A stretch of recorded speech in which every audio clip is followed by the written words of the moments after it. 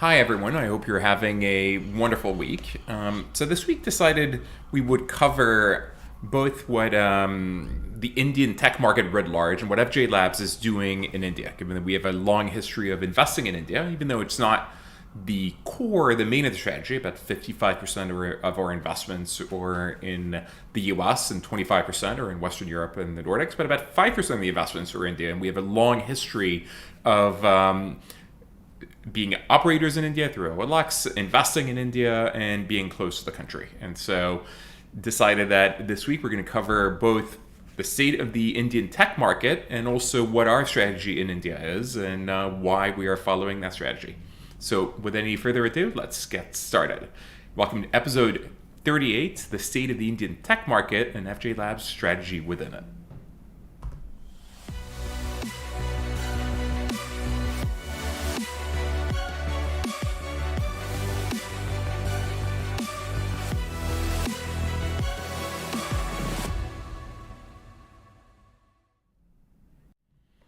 So Luke, welcome to the show. Thank you for having So me. why don't we start with you Excited. giving us a little bit of your background and your particular connection to India, and then we'll get going. Okay, happy to do it.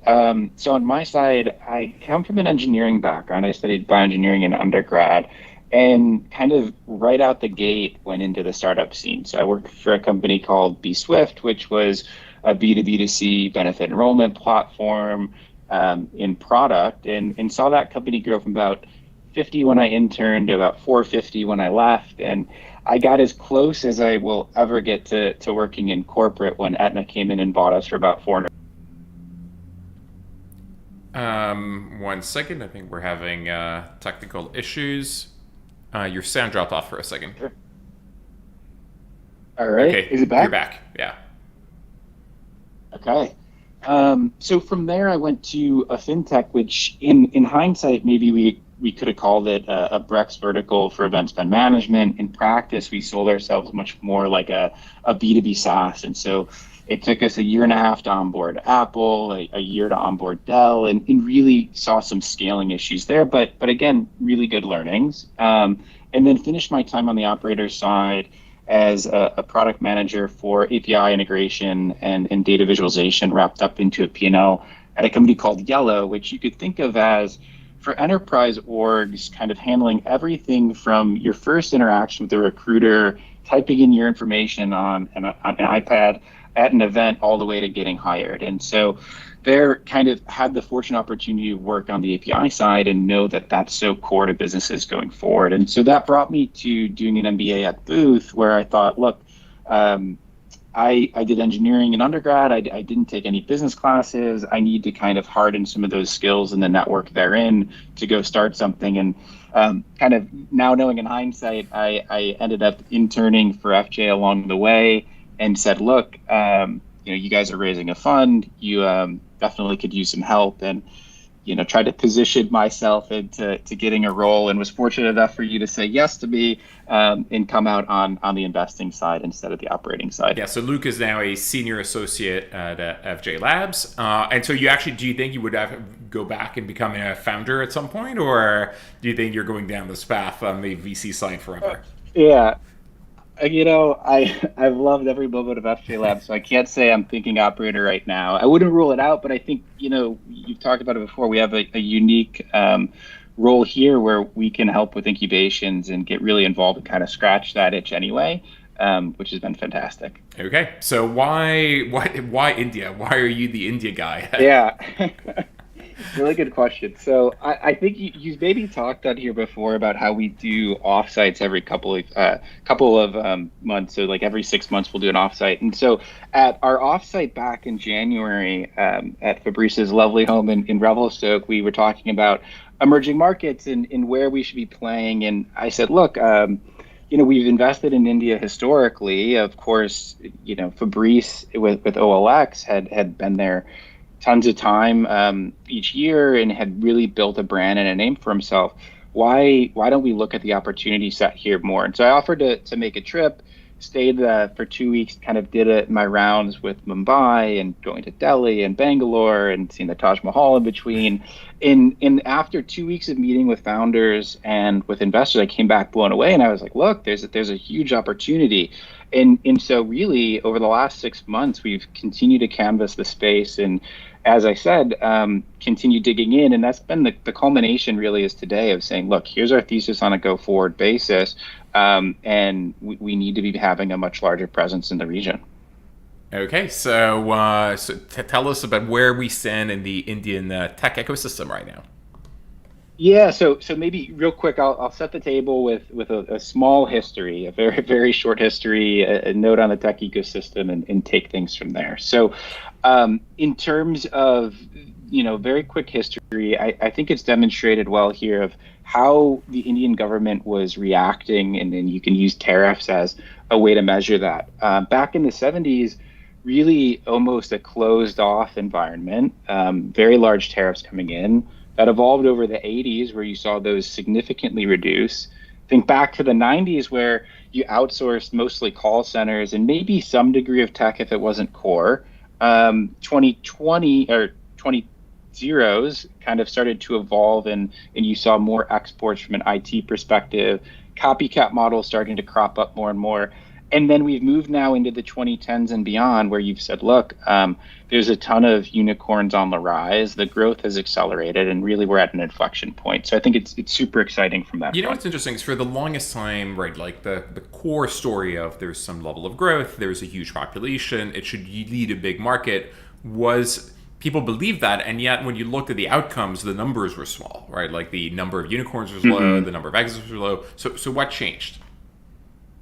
Yeah, so let's get into that and why the ecosystem has changed. And I think a fair point to start with is just the number of unicorn events. So really, 2021 was an explosive year, I think, in venture categorically, and we can talk about later why that might have been, a little bit of over-eagerness. But regardless, you see a growth over 2018 and beyond, which is where it gets super exciting. And even in 2022, we've minted quite a few new unicorns. And the reason for that, I think, is because the ecosystem growth and that flywheel is really starting to turn, right? So we've seen Entrepreneur First come in and open up an office. BNext opens up an office. So more accelerators on the ground. The government spend has continued to be quite attractive. And as we've seen some of these outcomes happen, a lot of angels reinvesting in the ecosystem. So Kunal Shah is probably the most prolific right now. It looks kind of like Fabrice Yor and Jose's early numbers. But, we saw Niraj from Spinny, who's on the show. Even he has 10 plus investments. So even some of these longer tail of angels coming in are really making quite a difference. And I think what that does is it lowers the barrier to entry for some of these startups to get that initial capital that, friends and family might not be able to provide. You get more of these ideas coming in. Stronger ideas means more global investor capital. As we see success, it begets more success. And I think maybe most importantly is you've seen way more folks who have said, look, I grew up in the culture of Zomato or Freshworks or Paytm. I can go do that myself.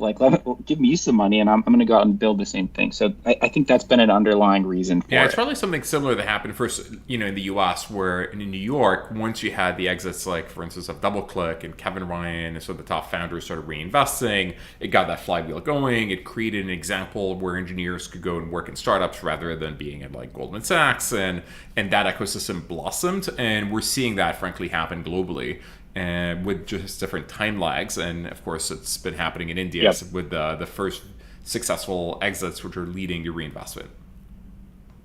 Exactly, and I kind of bled into this slide, but basically there's a handful now of outcomes that you can do. You can go start a startup, join a startup, become an angel. The barriers to entry for all of these have lowered, is what it comes down to.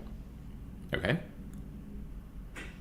And so let's talk a little bit more about where we're at today. And I'm a big Game of Thrones nerd. So winter is coming if it hasn't already arrived. You've got geopolitical risk in the region. We'll talk a little bit about China in a moment, but Russia and Ukraine, you've got rising interest rates in the US, which has a kind of an effect globally. And so a lot of these negative externalities, and that's manifested itself in how people are spending from a VC dollars perspective. So this kind of demonstrates quarter over quarter, we've seen quite a big fall off in investing. I think this number shows like 93%. I read another that was 82% for India.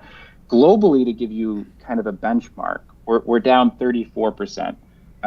We actually, in Q3 of this year, saw the smallest number of new unicorns since before the pandemic.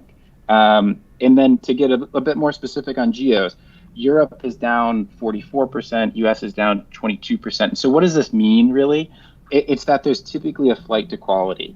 And Jose has talked a lot about this. When you see some of these larger negative events happen, or if you see a global recession, which, for my working career, I was fortunate to only see a bull run, you see a flight to quality and you see a flight to things that people know. So a lot of those, exploratory dollars that we saw coming into the region, not just India, but Latin America too, have kind of pulled back and said, look, where can we safely deploy? I think what it means is the US funds, or maybe the European funds that were starting to venture out of the core geos, were retrenching to the core geos, and what you're left with are the local funds that are deploying local capital. And the good news in a way for India is there are those funds, or it's true for Brazil as well. It's less true for many other emerging markets where when the US capital goes away, there's very little left. 100%. And so I mentioned China briefly, but I think this is interesting. So there's been spillover effects of this the conflict more recently in China with their lockdowns. And so a cool story is Apple saying, look, historically when we do iPhone production, we lead with China, then India will come in, they'll fill some stuff in. And more recently, they've said now it's not just the iPhone. We're going to have a strategy where we outwardly say AirPods and iPads and all of these other products. And so basically, this is just a microcosm of what we see happening on a go-forward basis. Is India is kind of coming into its own. It's much more primed to be able to handle the supply chain, the logistics, and the exporting piece. And we're going to just see a manifestation of that. So I think that what we're trying to say is short term, because the hot money flows are going out, the venture ecosystem is probably shrinking, but long term, the overall mega trends are positive. One is people are moving their supply chains to India, and then two, I'll let you go on. Yeah, and so no, you hit the nail on the head here. It's like a lot of the policy is really paying off for the Indian government, right? So they've internally pushed for self-reliance. They've said, look, every policy that we put in place, as you could see demonstrated by these dollars, is for growth. And so what has that meant? It means that manufacturing has increased quite a bit. The infrastructure isn't there yet, but every single city I visited was building new roads, building new tunnels, like really trying. But ultimately, that should lead to more jobs and higher salary, in effect, a much larger economy. And with that economy, larger spending power, which is, I think, one of the more exciting trends. So it's not all doom and gloom. There are some positives that despite the current state of affairs, it will continue to get better. And so maybe I can give one example of that is on the fintech side. So UPI is this, you can think about it like in Brazil with Pix, where UPI is a way for payments to be facilitated in a much more easy fashion. And we're seeing a lot more investment from the Indian government, not just on physical infrastructure, but on this digital infrastructure. And so what that means going forward is you could use UPI to have lower costs. And we've talked about this kind of writ large of that spread that people take kind of shrinking and shrinking and shrinking. Well, UPI says, great, it's basically going to be zero, but you could still build on top of us to create rails for credit cards, for saying, open credit between banking systems. And I think one thing that isn't maybe so fintech related, but is just interesting nonetheless, is this UHID, which says, look, I can take my health records from one provider to another on a go forward basis, which we don't even have here in the U.S. I'd love to see something like that. But at the end of the day, it nets out to better innovation, cheaper, faster. Well, something like UPI actually would be amazing in the U.S. as well, right? Like currently there's the Visa, MasterCard like 2% tax on everything. And yes, it is the underlying business model for most of the neobanks, and it provides a viable business model for many fintechs. But at the same time, it's a massive consumer tax. 100%. And so kind of putting some numbers behind what I talked about is like real GDP per capita has continued to rise, almost like on a meteoric rise, right? But, what's also quite exciting is the amount of internet users, the amount of consumers, how much time they're spending on the internet. And what that means on a go forward basis of saying, look, when we do bring that GDP per capita up, that's going to be a massive amount of consumer spend eventually. And so just to put, again, numbers behind UPI, already 21 trillion transactions. That's insane. And at this point now, over 4 million IT workers in India today. And so kind of along that trend, just one more point on it is, GitHub could be a cool proxy. This is some data from Lightspeed that they put together where 8 million already of the 83 million users on GitHub are from India. And something that's really cool is just to understand the rate of growth of those developers. So 40% growth from 20 to 21 for India versus 16% in China and 22% in the US. So not only a large number, but also growing at a faster clip. And ultimately, I think what that's led to is just a really cool venture ecosystem here. So with India, a lot of those dollars are going to consumer, and we'll talk about why we won't put as many of our dollars to work there, but still a ton to fintech, a ton to B2B commerce. And I think that'll be true on a go-forward basis too. Yeah, speaking of, by the way, follow the dollars. Pankaj on LinkedIn is telling us that, Luke, great point about domestic capital in India. The number of domestic funds that have been raised over the last 12 months is record-breaking. And so as more and more capital is raised locally, it creates a more robust local ecosystem and less dependent on the tigers of the world that come in and fund the companies. Yeah, I think that the funds 2 through like 5 that were being raised at some of these funds have been some of the biggest to date, and that means a ton for the ecosystem, which is really cool. And so I think maybe we should talk about obviously like where we're investing now that I've given you a picture of what we've been seeing. So on the left, you'll see kind of where we want to focus our time, right? So we've played this kind of picks and shovels category quite well. Of course, in the U.S. and trying to do the same in Europe and Latin America. Financial infrastructure, I think, is going to be massive. And then what does that mean for B2B marketplaces is kind of the story I want to tell. And then where we aren't is pure consumer tech. I'll get into this too, where real estate has kind of been an area that's lacked trust. There's been quite a bit of fraud, not something that's fully developed and baked. EV, I think, is probably 5 to 10 years away. Crypto, it's not so much that we don't want to continue investing in crypto, but it's been a very tough regulatory environment. We've globally looked at it as an infrastructure play type of thing. And then Fabrice recently wrote about kind of crypto-enabled marketplaces, which we're very much so interested in. And then B2B SaaS is just lower willingness to pay within the country. Typically has to have a very outward approach, initially launched in the US and in India, also in Europe. And then hardware is just something we haven't typically touched. Capital intensive, so lower margin. There, it's just not our bread and butter. Yeah. And honestly, B2B SaaS neither. Right. And so where we will be investing is the movement of goods. On your left, you see airports as major hubs, and on the right, you see some of the seaports, which I just think the visual is pretty cool. There's quite a bit here.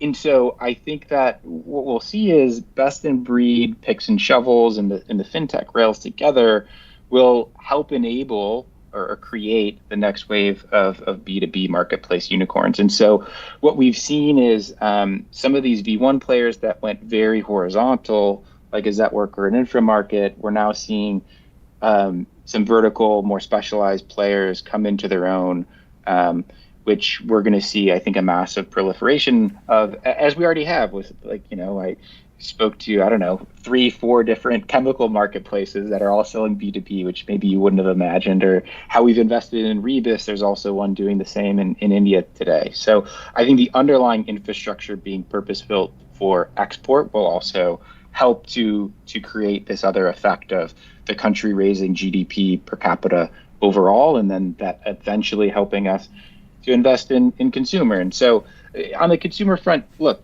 you see at surface level 1.4 billion people, and you go, wow, that's amazing. It's a massive market. This is going to be huge. But that doesn't tell the whole story, because there is a severe gap between the haves and the have-nots. Share of wallet is pretty tough to achieve, given the low level of salaries today, at least for the majority. And there's a vast divide between income distribution as well as disposable income.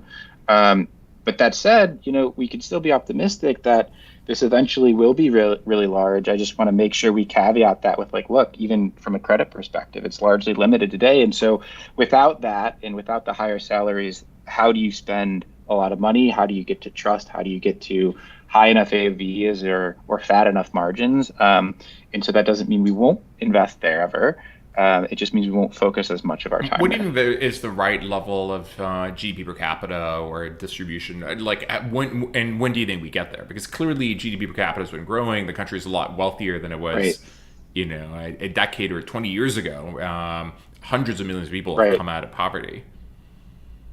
Yeah, and so I think that we probably see another doubling in the next, call it 5 years. And at that point, I'll be saying, okay, I'm kind of licking my chops. I'm ready to deploy a lot of capital into the space. Okay. Yeah. And so let's start with picks and shovels. So I think, it's hard not to spend a little bit of time here investing in the underlying tech that will be, so to speak, the Atlas of India, or holding up everything, the weight on his back. And so here, I think we need to look at, of course, technology for import and export, but trade at home as well. And so we've seen a bunch of these flexport models, of which, one, there are many, but two, there are many different ways to play the category, both from a focus perspective. Do you do short tail? Do you do mid tail? This very, very fat long tail? Or do you focus on a particular vertical? So that'll enable movement of the goods both within the country and then outside of it with companies like Freight Wallet, which we've invested in. But many, many more to come. And we've played the space in the US, which I'll show in a minute, as well as globally, in a way that you cover a lot of those different slices that I mentioned. And so what's so nice about these businesses, super, super high degree of recurrence. Once you're on them, very, very hard to get off. And, I talked about consumer, these long tail of 40 million SMBs in the country are almost an extension of that. So we can play this in a way where you professionalize them, you help them to engender more trust, you get them to a point where they can more easily export, and it becomes a lot more attractive than just sales domestically for these enterprises. And so I think we took out the slide, but exports of India are about 500 billion a year and have grown dramatically. And so enabling exports and exporters is a huge opportunity within India. And in general, the mega trend of digitizing SMBs and helping them professionalize their operations is another huge one, which is why you see the likes of Catabook, becoming very successful and playing a very big role in India. 100%. And so, I'd love for you to comment on this a little bit, but this is how, we're seeing some different sections that absolutely should exist in India. So everything from, on the left side of the screen, compliance from most likely a tax perspective. We did look at a couple crypto plays from a tax side of things, to waste, to really the bread and butter being supply chain and logistics here. And as I mentioned earlier, we've played some of the categories at different slices of doing the flexport model, doing ShipBob, doing Shippo for carrier shipping. But I'll take a quick pause there and happy for you to comment as well. Yeah, no, look, the same nuances are going to exist in India, where you need the warehousing infrastructure, you need the last mile delivery infrastructure, you need the different types of freight forwarders. I mean, in fact, recently we spoke to a freight forwarder out of YC that was focusing on machine parts, which made a lot of sense. Valuation didn't make a lot of sense, but the team was great, the Right. product and the company was great, and I'm sure we'll reconnect for the next round. So all of these different components are being built or going to be built the same way that they've existed in the U.S. So I'm not sure there's much more to comment other than to say that this No, is no, extraordinarily logical as things that need to exist as the country evolves. And just for clarification for the audience, these are the U.S. equivalents or global equivalents that we've invested in as FJ Labs. We're investors, I think, in 100% of these that should exist in India, and in fact, to some extent, already do exist in India. Correct. Yeah, all of the companies I'll do the same exercise for the other two verticals are players that we've invested in ourselves. And so I think that moves us to fintech. So with the fintech, the trend number 2, think about it as making payments super easy, reducing friction of payments. Again, my nerd is showing this is now Lord of the Rings. So what do we want to do, right? So I think that cross-border payments will help unlock our B2B plays and obviously offer, to an extent, an opportunity to partner. And so that's kind of number 1. Number 2 is trade financing. And so we've already talked about enabling the SMB. Well, how do you do that beyond professionalizing and creating more trust and getting consistency? It's giving them money. So getting there on day 1 Yeah, or day 0, essentially. Mundi for India. Exactly. Have we seen one or not yet? Exactly. We have not yet seen a Mundi for India, unfortunately. So if it's out there and you're listening, please do let us know. But we have seen some of these buy now, pay later groups come in. Of Business is one, speaking of trust, that they really spend a lot of their equity on. Mintify is another. But basically, we invested in Slope, which is mostly LATAM, buy now, pay later for B2B. That's a no-brainer, and that can, again, happen for different verticals. And speaking of, the vertical SaaS piece is something that provides more of a tailored offering, like CreditTail is doing for powering finance for SMEs. I'd say the macro is probably really tough for this vertical specifically right now, like getting credit lines, dealing with people's credit risk, et cetera. So probably not the business I would go and build right now because it's going to be so hard to actually get access to credit. But I do think ultimately it's a huge opportunity. Yep.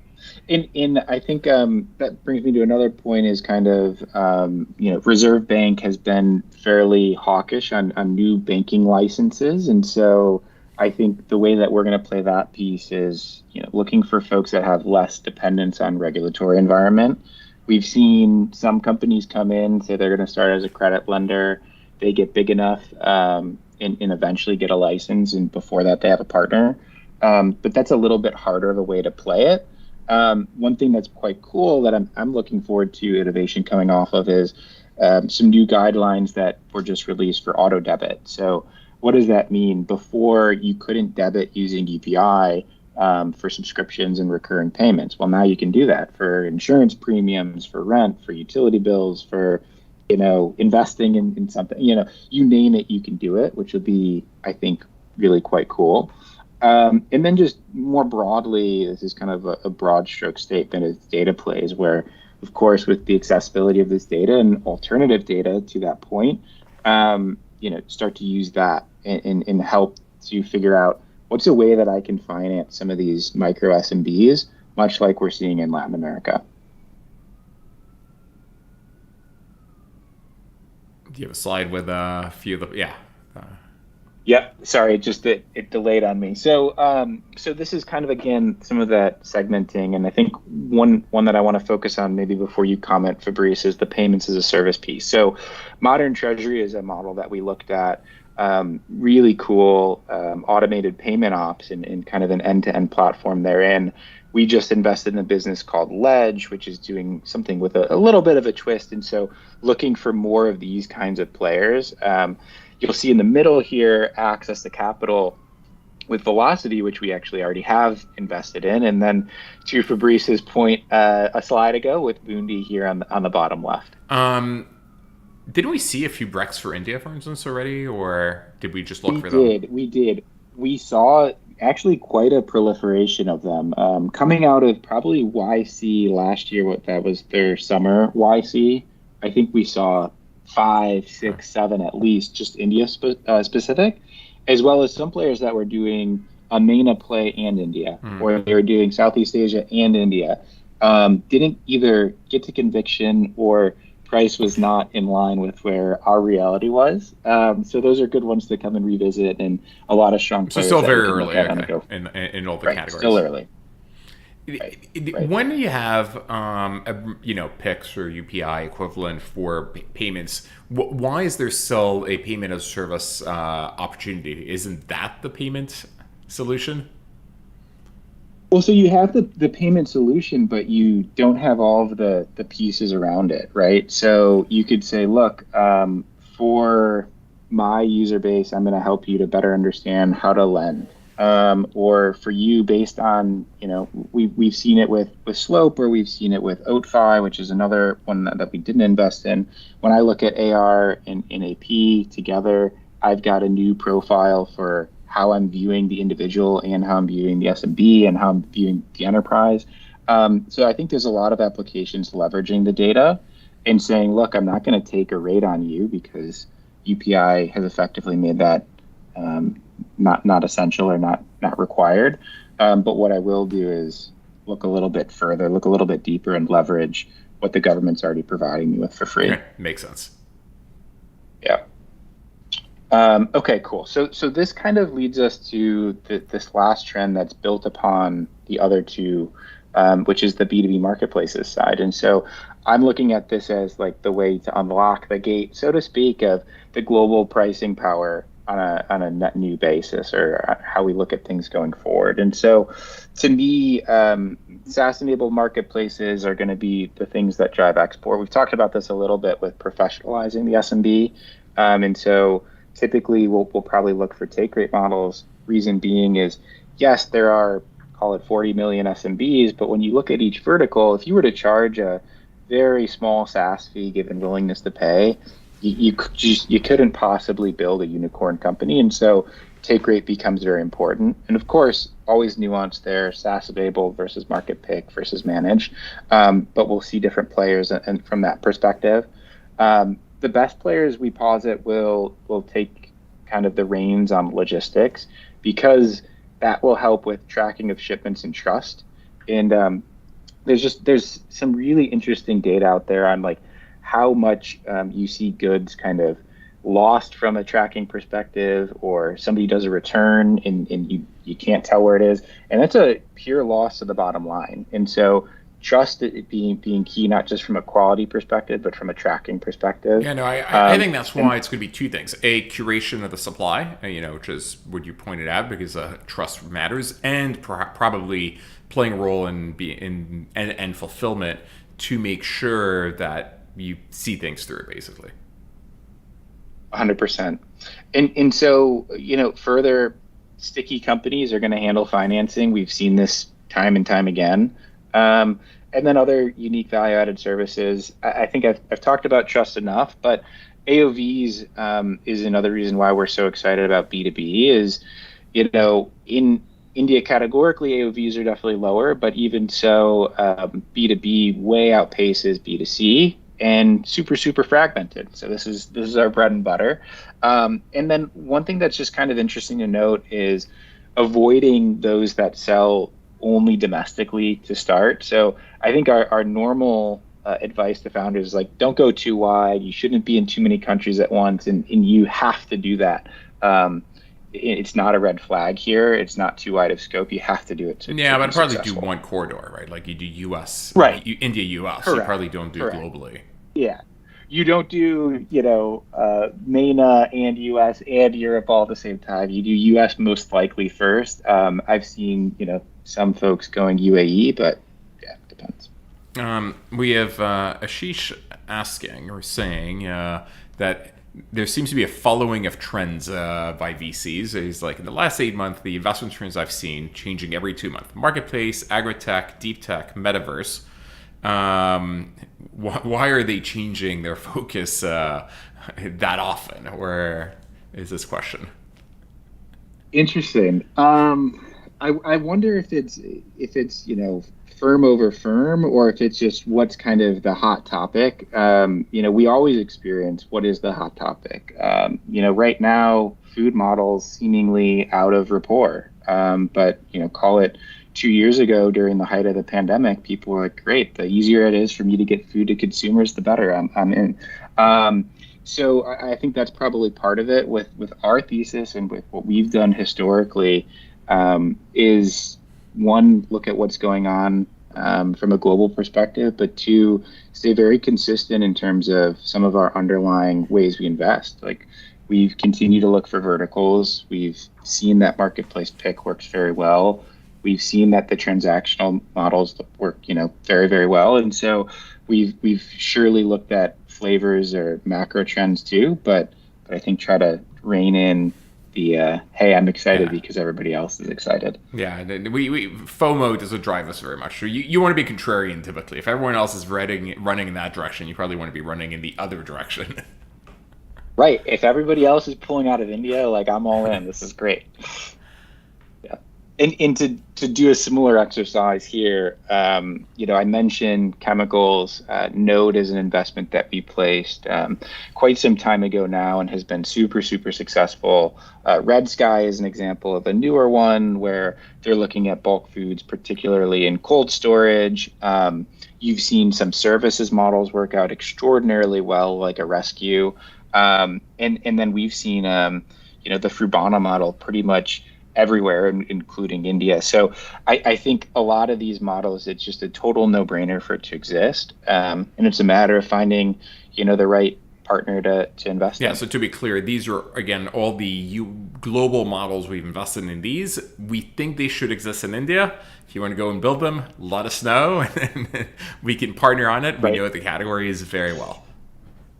Exactly. And so, okay, so to wrap up a little bit here, basically, there's a ton of money on the sidelines, which has already been pointed out, given so many funds raised last year, in especially India specifically. At the same time, call it last 6 months, we've seen less founders going to market with brand new companies.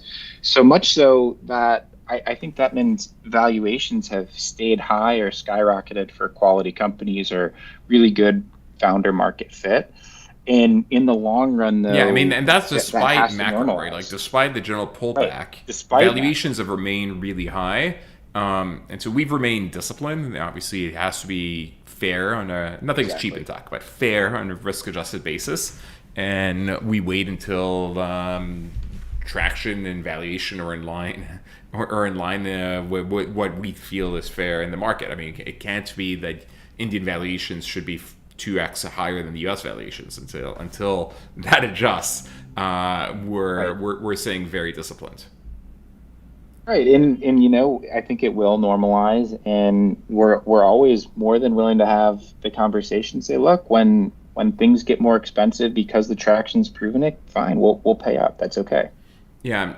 So the way we work in India is really worth highlighting. Is we partner. I mean, again, we don't lead, we don't price, we don't Yeah. take board seats. We're still the value-added, friendly co-investor who often has seen the models around the world and can bring insights and how they should play out in India in light of that. And the people we work with, probably the closest, I guess, very early Utsaf at iFund, which we're LPs in, and Hmm. we share a lot of deal flow together. And as the companies mature, we co-invest with like Sequoia India, Excel, Nexus. Any others we work closely with in India? Yeah, I would say 314 is another one that we work closely with. Bloom, there's Shiva, who we've also invested in. He's another small fund. And so I think what's really nice is you get people that you can trust and work with, and they know what you're looking for quite well. And that helps to have an edge. So when's your next trip to India? Next trip, so it's not officially on the books, but it's going to be March of next year. Unfortunate situation of too many friends getting married this year and other travel. Just got back from Berlin, which was fantastic with the Marketplaces conference. So coming back, and please do reach out, regardless of if you're raising now or just want to chat when I am in town. I'll probably do the same circuit of all the major Okay, cities. so basically, if you want to reach out to Luke, it's luke@fjlabs.com. Send him Indian deals, and if you want to meet him while he's in India in March, let him know. Or if you're coming through New York, let him know as well. Yeah, 100%. Anything we didn't cover or didn't discuss, anything we should have touched upon? No, I think we were able to get through quite a lot of content quite quickly. I think for me, it's one of those things where we have just an extraordinary opportunity. It's a matter of finding the right folks to partner with, and we're very clear in terms of what we're looking for. And because of that, it helps us to more actively search and destroy versus be super reactive to what the market brings us. Okay, I guess the summary would be we're super bullish on the Indian tech ecosystem. Yeah, We're very, super very bullish bullish, on the that's right. opportunity and the future, where the future holds in India. And we're looking forward to being and playing a large part in helping it come together and making it bigger. So, tech founders of India, reach out. Okay, thank you, Luke. Okay. All right. Thanks for having me. So everyone, I'll see you in 2 weeks. I'm in San Francisco next week for Masters of Scale. We're going to do the Indian fintech ecosystem, continuing our trends of India. So talk to you then. Bye.